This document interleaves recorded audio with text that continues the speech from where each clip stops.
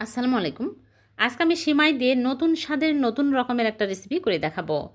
এই রেসিপি আগে কখনো কেউ দেখেনি। একদম সম্পূর্ণ ইউনিক হবে।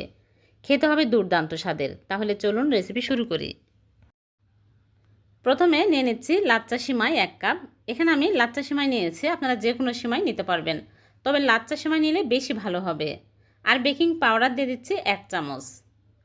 আর এখানে একটা ডিমের কুসুম নিয়ে নিচ্ছি। সাদা অংশ নেওয়া যাবে না, শুধু কুসুমটুকু নিতে হবে। আর দিয়ে দিচ্ছি ঘি 1 চামচ। এই সেমাইগুলো ঘিয়ে ভাজাই থাকে। তারপরেও 1 চামচ দিয়ে দিলাম সুন্দর ফ্লেভারের জন্য।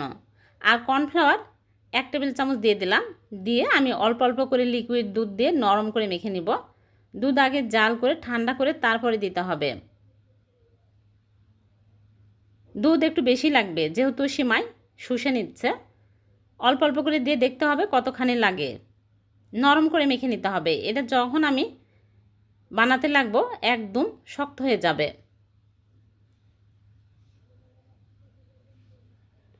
এখানে হাফ কাপের একটু বেশি দুধ লেগেছে। এখন এইরকম করে অল্প অল্প করে নিয়ে চপের শেপ দিয়ে নিচ্ছে। এইরকম করে সবগুলো মিষ্টি বানিয়ে নিব। এই মালাই চপগুলো খেতে অনেক টেস্টি হয়।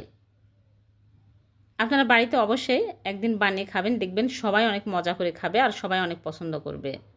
এতটাই টেস্টি হবে। আর খুবই সহজ বানানো, যে কেউ ঝটপট বানিয়ে নিতে পারবেন। সবগুলো বানানো হয়ে গেছে। এখন এগুলো আমি তেলে ভেজে নেব।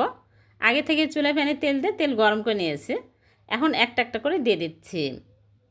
বেশি তেল লাগে না, কম তেলে ভাজা হয়ে যায়। সবগুলো দিয়ে উল্টে পাল্টে ভেজে নেব। বেশি কড়া করে ভাজা যাবে না, হালকা করে ভেজে নিতে হবে। বেশি কড়া করে ভাজলে শক্ত হয়ে যাবে। যেহেতু বেকিং পাউডার দেওয়া আছে, একদম নরম তুলতুলে হবে। আর ফুলে কিন্তু বড় বড় হয়ে যাচ্ছে, দেখুন। এরকম হালকা কালার হলেই হয়ে যাবে, এর চেয়ে বেশি কালার করার দরকার নেই, তাহলে শক্ত হয়ে যাবে। এই অবস্থায় এখন আমি তুলে নিচ্ছি। অনেক সুন্দর কালার আসছে, একটাও ফেটেও যায়নি, ভেঙেও যায়নি, অনেক সুন্দর হয়েছে। সবগুলো ভেজে তুলে নিলাম। এখন আমি মালাইয়ের মধ্যে দিব, এজন্য চুলায় একটা প্যান বসিয়ে দিয়ে দিচ্ছি চিনি। এখানে 1/4 কাপ চিনি দিয়ে দিলাম। দিয়ে নেড়েচেড়ে ক্যারামেল করে নেব।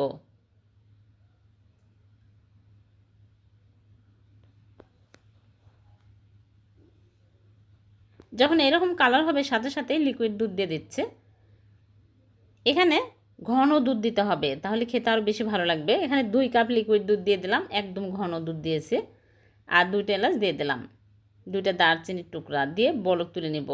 দুধ যদি পাতলা হয় তাহলে এখানে গুঁড়া দুধ দিবেন, তাহলে মালাইটা ঘন হলে খেতে ভালো লাগবে। আর চিনি দিয়ে দিলাম পরিমাণ মতো, আর নারিকেল গুঁড়া দিয়ে দিলাম। নারিকেল গুঁড়া দিলে খেতে আরও বেশি টেস্টি হবে। দিয়ে ভালো করে বলক তুলে নিতে হবে।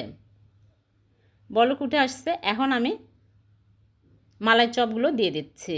দিয়ে হাই হিটে ঢেকে জাল করব 8 মিনিট। মাঝে মাঝে ঢাকনা খুলে নেড়েচেড়ে দিতে হবে।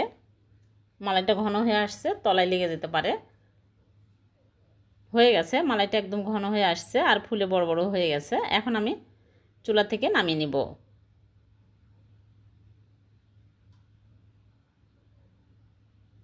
হয়ে গেছে, মালাইটা ঘন হয়ে আসছে আর ফুলে বড় বড় হয়ে গেছে। এখন আমি চুলা থেকে নামিয়ে নিচ্ছি। চুলা থেকে নামিয়ে ঢেকে রেখে দেবো ঠান্ডা হওয়া পর্যন্ত। ঠান্ডা হলে পরিবেশন করে আপনাদেরকে দেখাবো। ফিরে আসলাম ঠান্ডা হওয়ার পর। মালাইটা একদম ঘন হয়ে গেছে আর দেখতে কতটা লোভনীয় হয়েছে। এখন আমি পরিবেশন করে নিচ্ছি। দেখলেন তো কত সহজে হয়ে গেল সিমাইয়ের মালাই চপ। এভাবে সিমাইয়ের মালাই চপ বানিয়ে দেখবেন, খেতে দারুণ টেস্টি হবে। সবগুলো তুলে একটা কেটে আপনাদেরকে দেখাচ্ছি। সিমাই দিয়ে তো আমরা অনেক রকম ডেজার্ট তৈরি করি, কিন্তু এই রকম করে মালাই চপ কখনো খাওয়া হয় না। আপনারা অবশ্যই বাড়িতে ট্রাই করবেন, আর যদি বানান তাহলে আমাকে কমেন্টে জানাবেন কেমন হয়েছে।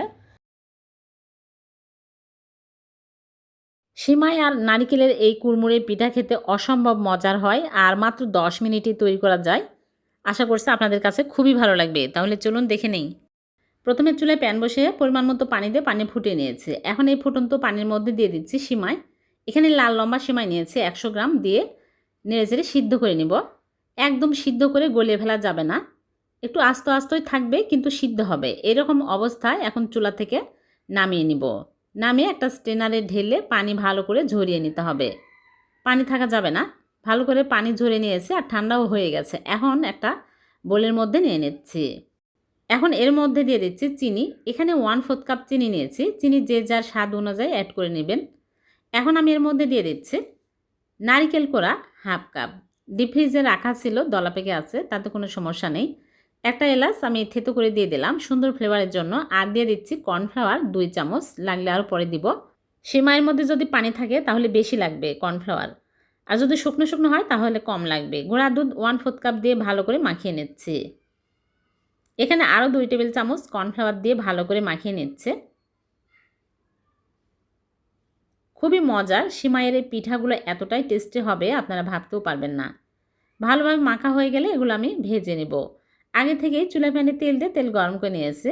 এখন এরকম করে অল্প অল্প করে নিয়ে লম্বা করে শেপ দিয়ে নিচ্ছি।